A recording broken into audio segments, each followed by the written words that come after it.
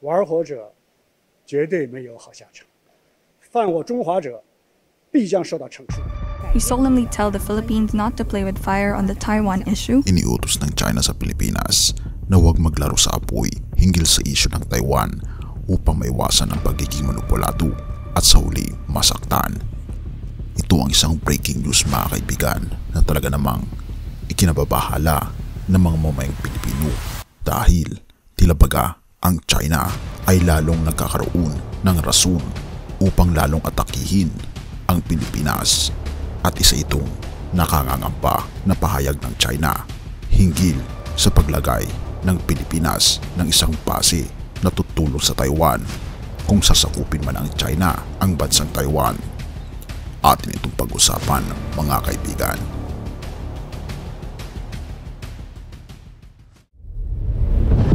Binanggit ng China sa Pilipinas na huwag maglaro sa apoy. Patungkol ito sa issue sa Taiwan upang maiwasan daw na masaktan ang Pilipinas. Sinabi ito ni Wang Wenbin, tagapagsalita ng Ministry of Foreign Affairs o MOFA ng China nang tanungin siya hinggil sa iniulat na direktiba ni Defense Secretary Gilberto Teodoro sa mga opisyal ng militar na magpadala ng mas maraming tropa sa Batanes. Nais ni Teodoro na palakasin ang depensang teritorial ng Maynila sa pamagitan ng pagmamaniobra ng mas maraming tropa sa liblib sa isla ng Batanes na may layong mas mababa sa 200 kilometers mula sa Taiwan. Nais kong bigyang diin na ang isyu ng Taiwan ay nasa puso ng core interest ng China at ito ay isang red line at bottom line na hindi dapat tawirin. Pahayag pa ni Wang sa isang pahayagan sa isang press briefing. Pinanatili ng Beijing na ang Taiwan ay isang lalawigan ng China.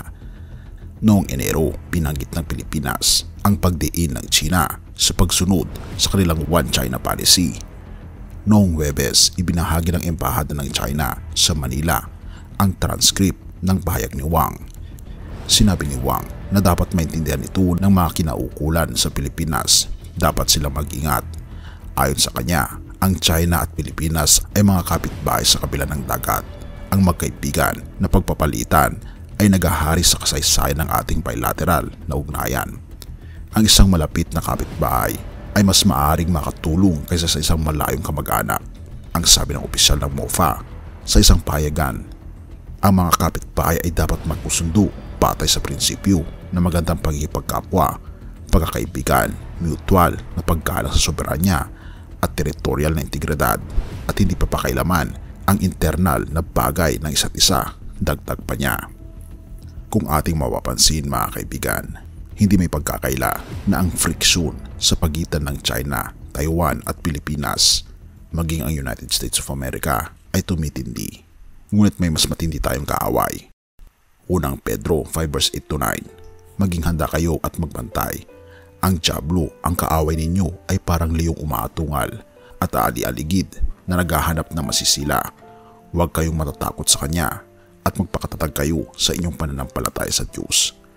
Mga kaibigan, magpakatatag tayo dahil kung tayo man ay napain ng Diablo, lagi nating alalahanin na ang ating Panginoong Diyos ay handang tulungan tayo sa anumang klase ng pag-atake ng Diablo. Ipanalangin natin ang tumitinding tensyon sa pagitan ng Pilipinas at China at maging sa Taiwan. Ipanalangin din natin na naway tayo ay maligtas ng ating Panginoong Diyos sa kamay ng kaaway. Purihin ang ating Panginoong Diyos at salamat kaibigan sa iyong panonood. Tayo manalangin. Ama naming banal, makapangyarihan naming Diyos, kami po'y lubos na nagpapasalamat sa inyo dahil inaalagaan niyo po kami. Salamat po Panginoon sa inyo pong pagbibigay proteksyon sa amin sa kamay ng Diablo. Patuloy niyo kaming palakasin Panginoon at patatagin at laging manampalataya sa inyo pong mga pangako na kung gagampanin po namin Panginoon ang pagpapasakop sa inyo, kami po'y magiging ligtas.